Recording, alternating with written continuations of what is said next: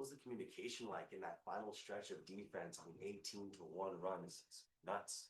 Yeah, it was impressive, right? I'm not sure what happened. I thought we had played a pretty good game well, the first half was ugly. Way too many turnovers. It looked like a team that was on the road and fatigued, except we were home. But it was the third quarter, I thought we played well. Start of the fourth, it was 70-70, and we had two poor possessions.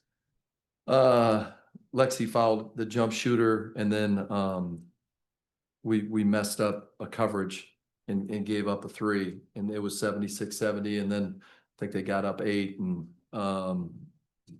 yeah, it was a hell of a performance by Lexi. I mean, that three she hit in front of our bench was kind of changed the game, and so we've been resilient. We've continued to fight. It's been different people every night. Just really happy for our group, because I didn't think that we looked tired. We looked tired. We got one more to go before a couple of days of rest. So we got to keep battling, and that's what they did, and they've done it all year. Hey, Coach, talk to me about the contributions of Mujanatu Musa tonight. She had 6 of the 35 bench points for the Mercury, and how she has contributed, even though she is still adjusting to the professional side. Yeah, I mean, I'm a big fan of Musa. I saw her in the Olympics when we were over there. The first game that I was at, it was Nigeria, Australia, and I just loved her energy. You know, she's a little bit undersized, but she plays bigger than she is. And I think in this game, you're seeing more space, and she just does a really good job of getting in and out of pick and roll. You know, it's a good reminder. I was watching film with Lex and one of our assistants the other day, and talking about going in the paint and finishing. And, you know, some of these players are coming from overseas, second division, France, Hungary. You know, Lex was talking about going to the rim and how everybody's bigger here in this league and everyone's faster. And I think Musa is feeling some of that with some of the shots that she's been missing. Tonight was the first time she kind of looked comfortable and like herself. So I'm really happy for her. Just to, you know, when you come over here and this first time in America, she'd missed all the training camp. She's been here, I don't know how long, but probably only practiced once. Yeah, I'm just really happy for her that she stepped up and made an impact today, because I think you're always going to feel her energy. Coach, I want to pivot back to Lexi for a second. I mean, these were tough shots she was hitting off the dribble, step backs. From training camp to now, just how would you assess her confidence grow as a scorer? 10. There's not a lot of doubt. I've been pretty pleased with her playing the point here the last couple of games. Overseas and the stuff that she's done over there, I think she's probably been more of a combo. On the ball, off the ball, but she handled it a ton tonight, which was great with some of the injuries that we've had. And you know, if she can do that when some of our others come back, just having that shot creation, confidence, and you know, she's little but she's fierce. I mean, we're talking about her offense, but she guards too, which is awesome. Coach, it felt like in the late third quarter and going into the fourth, you all kind of switched up the defense and literally started switching more, mixing it on. Yeah. How did you feel about the execution from that, and was that an adjustment that you feel was like effective for you all? Yeah,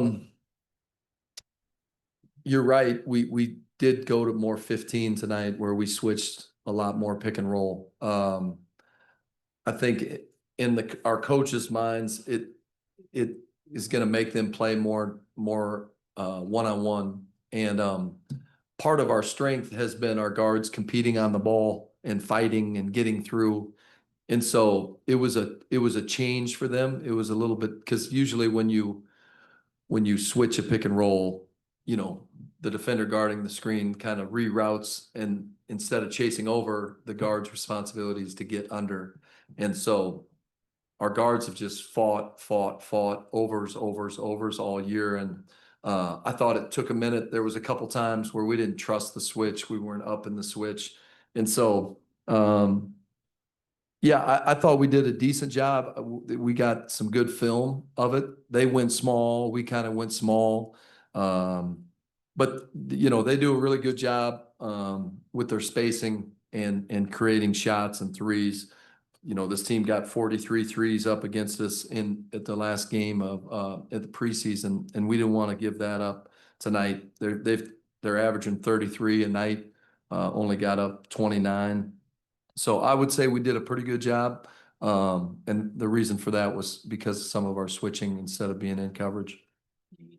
Saw you had 4 at halftime and not a whole lot of shots. What we talked about it, maybe about getting her to be more aggressive, and how do you think that manifested itself in that latter, after we're 77, that last stretch of the game?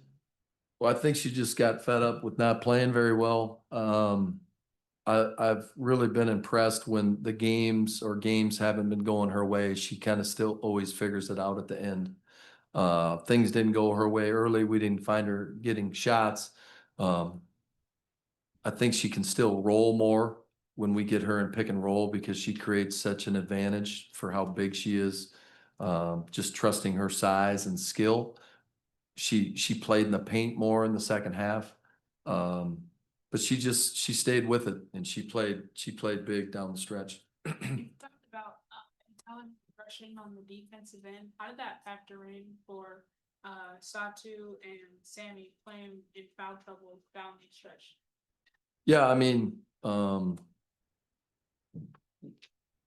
we wanted them to keep playing. I think sometimes coaches get nervous. Obviously, I was nervous too. I didn't want them to foul out, but you want to trust them. I think that's the beauty of 6 fouls. You let them continue to play. And they did, and they were smart with it, and we needed them out there. Just because obviously, you know, Sammy's experience and Satu's size and skill, she made some huge plays down the stretch. How hard is it to get in the rhythm of the game when it starts in the way it does and has to restart, has all those timing Yeah, violations and things like that? And then obviously the foul count was kind of lopsided there for a while and did correct itself kind of at the end. But Yeah. how hard is it for you as coaches and then obviously players as well to get in the rhythm? Yeah, I mean, that was an interesting start. I don't know if I've ever been a part of that. I guess the rule is we went to the wrong basket, but if it happens, if they recognize it before the first 24 seconds, that the rule is that they re-jump. So I learned something new tonight. Maybe you guys did too. That was kind of crazy, we actually got a stop, which was awesome. But yeah, and then the fouls, we did. It got even at the end. Good veteran officials evened it out, because I didn't think that it was, the balance of the free throws weren't great. But, we probably didn't do a very good job of going to the rim either in the first half. So our aggressiveness helped us, and we were rewarded down the stretch. Coach, can you talk to me about the wild shot Sammy Whitcomb has put up in the fourth quarter? And did it give the Mercury the momentum to ultimately win the game? Yeah, I mean, that was a big shot. I think Sammy's still searching for a shot.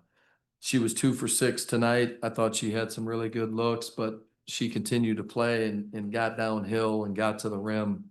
So yeah, I think that was a big part of us coming back, but also, I brought it up some, but not enough, just our fans and the belief, right? We got down, I believe 8 with 3 or 3.5 minutes to go, and the X Factor they kept believing, and they kept supporting us and kept getting louder and louder and louder. And our players and staff just absolutely love what they do for us each and every night, and they were a big part of it again tonight. I saw Kalia really get fired up a couple of those timeouts, and I know obviously they've been been communicative on the bench. What's it been like when you can sometimes just let them kind of do their thing too as leaders? Yeah, I mean, this is a new group this is, I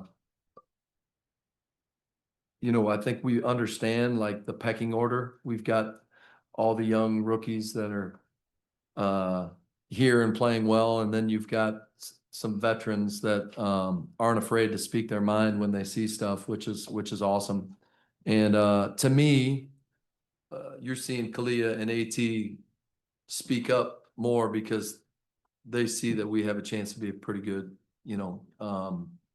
it's always easier to speak up and have that force when you know that you've got a group that can still go get it even without you. And so, yeah, I mean, I want them to speak. I want them to lead, and they've done a great job of that, even being out, because it's hard when you're out and you're not with the group. But they've got that ultimate respect from the rest of us.